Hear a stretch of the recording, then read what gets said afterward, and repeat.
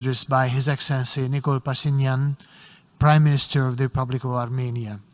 I request protocol to escort His Excellency. I have a great pleasure in welcoming His Excellency Nikol Pashinyan, Prime Minister of the Republic of Armenia. I invite him to address the Assembly.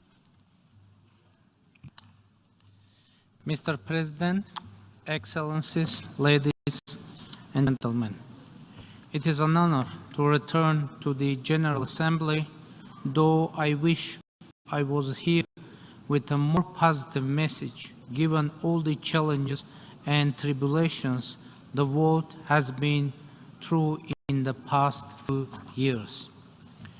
But my statement will focus on the latest Azerbaijani unprovoked aggression against the sovereign territory of the Republic of Armenia and its overall impact on the stability in the South Caucasus. On September 13, Azerbaijan launched an unprovoked and unjustified military aggression against Armenia, using heavy artillery, multiple rocket launchers, and combat UAVs. The Azerbaijani armed forces shelled 36 residential areas and communities, including towns of Goris, Jermuk, Vardenis, Kapan, Geramasar, deep within the sovereign territory of Armenia. This was not a border clash.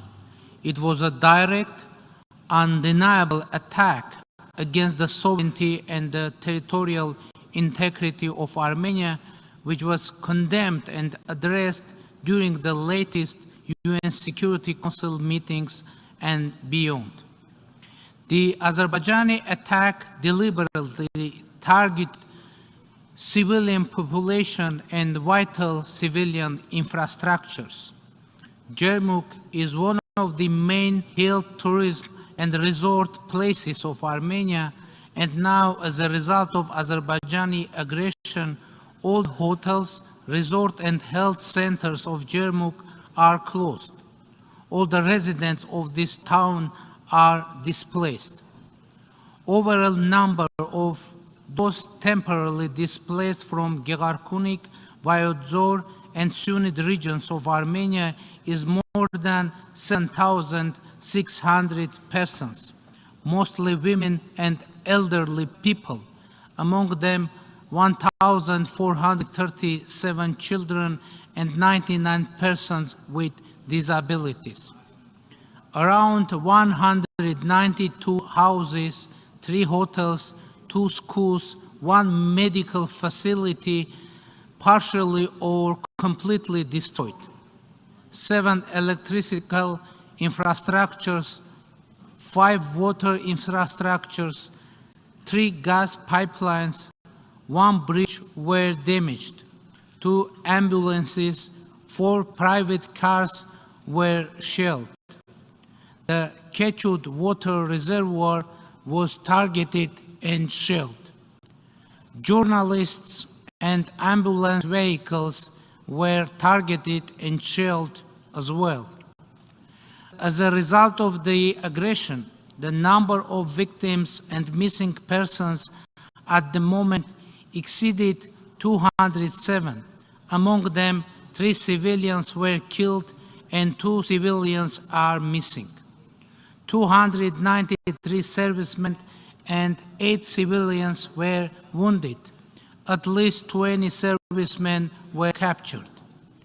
There are evidences of cases of torture, mutilation of captured already dead servicemen, numerous instances of extrajudicial killings, and ill treatment of Armenian prisoners of war, as well as humiliating treatment of the bodies. The dead bodies of Armenian female military personnel were mutilated and then proudly video recorded with particular cruelty by the Azerbaijani servicemen. The videos featuring such gruesome war crimes and crimes against humanity are being shared and praised on the Azerbaijani social media by individual users. No doubt, committing such unspeakable atrocities is a direct result of decades-long policy of implanting anti-Armenian hatred and animosity in the Azerbaijani society by the political leadership.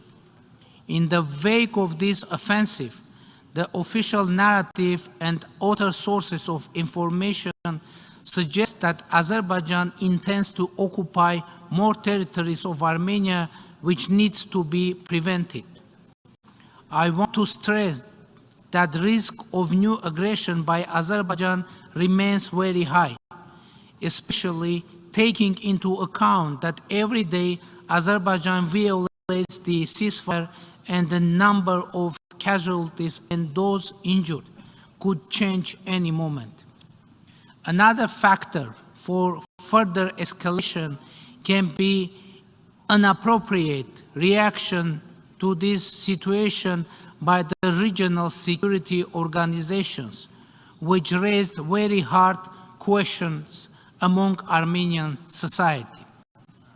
Ladies and gentlemen, despite the above-mentioned facts, Azerbaijan is trying to pose itself as a country seeking peace in our region, peace with Armenia.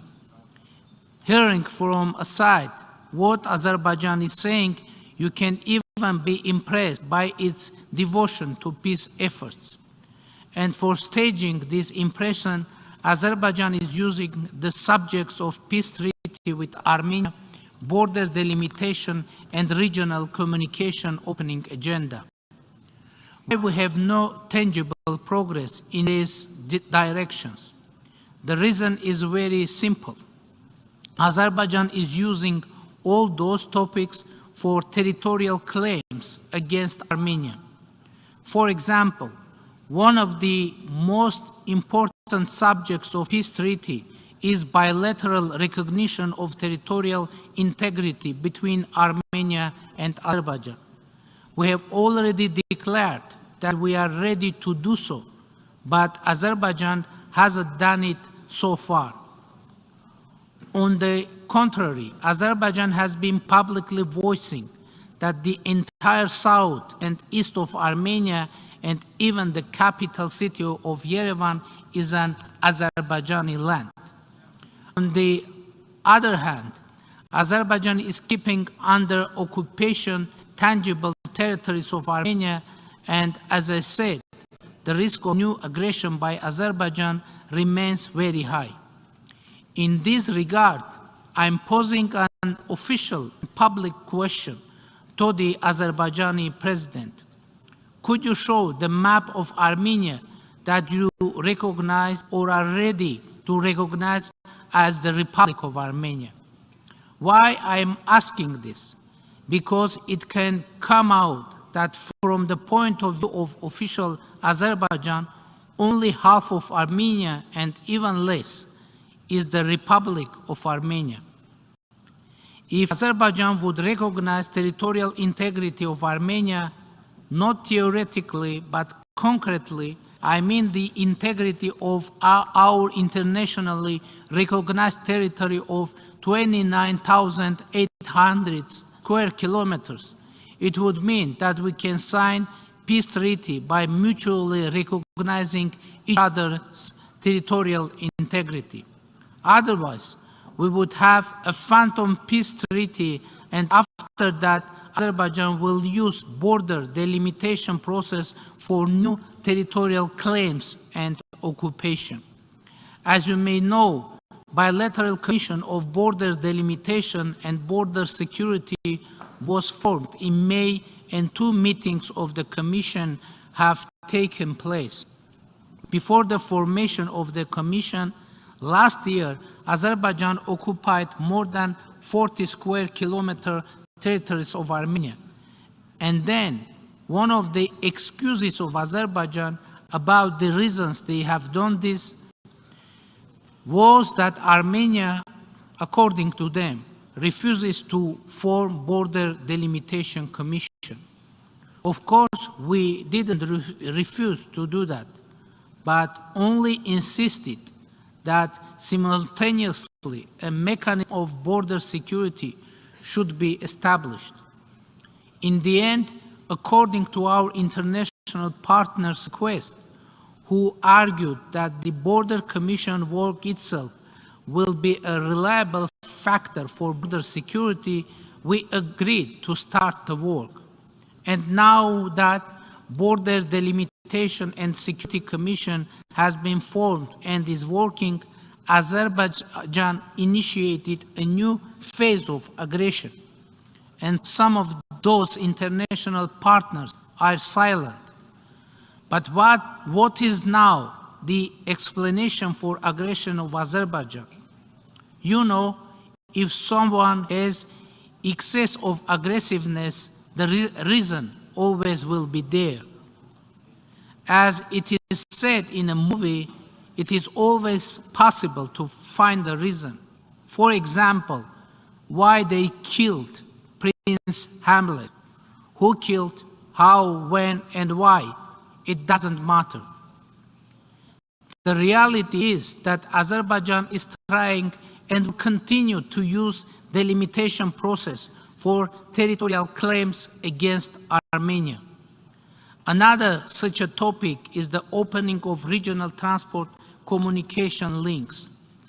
Azerbaijan is trying to represent Armenia as a destructive side in this discussion. The reality is that Armenia is ready to open its roads for Azerbaijan in the framework of our national legislation.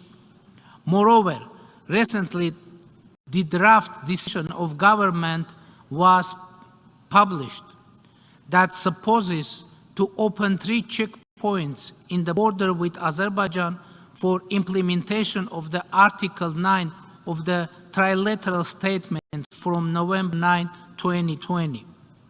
According to that draft, citizens and goods of Azerbaijan would be eligible to use the existing roads of Armenia to commute from main Azerbaijan to the Nakhchivan Autonomous Republic.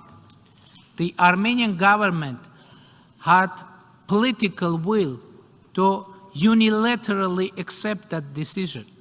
But Azerbaijani officials tell us that they don't want to have those routes. What do they want? They want a new route to be constructed. It is also acceptable for Armenia, but according to the 9th article of the trilateral statement from November 9, 2020, a new route can be constructed with the consent of the sides. Armenia is ready to construct such a route which would operate according to the legislation and within sovereign control of the Republic of Armenia. So what is the point of Azerbaijani claims? Azerbaijan is hinting that Armenia has to provide an extraterritorial corridor, and according to them, the 9th article of the bilateral statement from November 9, 2020 is supposed to do that. The trilateral statement is a public document, and in the 9th article, there is nothing about corridor, extraterritoriality, etc. So what is the purpose of Azerbaijan? To create a new crisis as a pretext for a new aggression against Armenia and for a new territorial claim. We have shared packages of proposals with Azerbaijan on the topic of opening communications, and if Azerbaijan accepts that those routes must operate according to national legislations, we can decide on this very quickly. By the way, the trilateral statements from November 9, 2020 and January 11, 2021 imply that not only Armenia should provide roads to Azerbaijan, but Azerbaijan should provide roads to Armenia too, and we haven't received anything so far. As for the corridor wording, it is very important to note that in the trilateral statement from November 9, only one corridor is mentioned, and it is the Lachin corridor for Nagorno-Karabakh. Ladies and gentlemen, one of the crucial factors of regional stability is the comprehensive settlement of Nagorno-Karabakh conflict, where the rights and the security of the Armenians living in Nagorno-Karabakh will be addressed and guaranteed. Latest aggression is happening while the humanitarian consequences of the 2020 war in Nagorno-Karabakh have not been addressed yet. The post-war rehabilitation of Nagorno-Karabakh, the psychosocial issues of the displaced population, the repatriation of Armenian prisoners of war, and the preservation of cultural and religious heritage remain on the agenda of our government. Nevertheless, the Armenians in Nagorno-Karabakh are in need of the support of international community. We call to support the secure and unhindered access of UN humanitarian agencies to Nagorno-Karabakh in order to assess the human rights situation and ensure protection of cultural heritage on the ground. We think that the Office of the UN High Commissioner for Refugees and the independent fact-finding mission of UNESCO should have access to the Nagorno-Karabakh conflict zone. Unfortunately, Azerbaijan has been blocking both missions by making artificial political preconditions, essentially blocking the access of an independent fact-finding mission in Nagorno-Karabakh. It is also reprehensible that Azerbaijan stalls the repatriation of Armenian prisoners of war, inter alia subjecting them to artificial trials in gross violation of international humanitarian law, its own commitments, and contrary to the calls of the international community. Mr. President, ladies and gentlemen, sustainable regional peace and stability is our objective.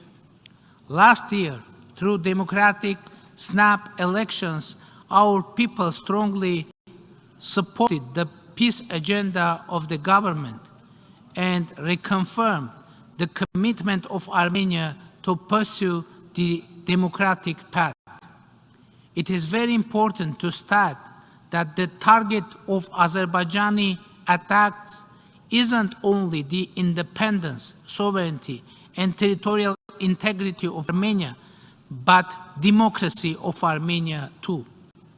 Despite the expectation of some forces, Armenia stayed democratic after devastating war of 2020, using the tool of free, fair, and democratic elections as a way out from internal political crisis. International community unanimously recognized and praised this fact. The Armenian democracy is struggling in an atmosphere when Azerbaijan is using force every day to impose its plans unilaterally to bring to the end the Armenian statehood, independence, and democracy. But I'm here to announce that we're determined to defend our democracy, independence, sovereignty, and territorial integrity by all means. I want to underscore that diplomatic solutions are an absolute priority for us, and the full engagement and support of international community is crucial. In this regard, I would like to mention that the international observation mission to the Armenia-Azerbaijan bordering areas would be an important factor for regional stability. Undeniably, in the interests of regional stability and in accordance with norms and principles of international law, Azerbaijani military forces must be withdrawn from the sovereign territory of Republic of Armenia. Ladies and gentlemen, I want to stress again, we are determined to build peace in our region, but we need the full support of international community, which will stand by the sovereign and democratic country and people subject to aggression against the norms and principles of international law. I believe in the potential of establishing long-term stability, security, and peace, and Armenia is committed to continuing diplomatic efforts to this end. I thank you for your attention. On behalf of the Assembly, I wish to thank the Prime Minister of the Republic of Armenia for the statement just made, and I request protocol to escort His Excellency.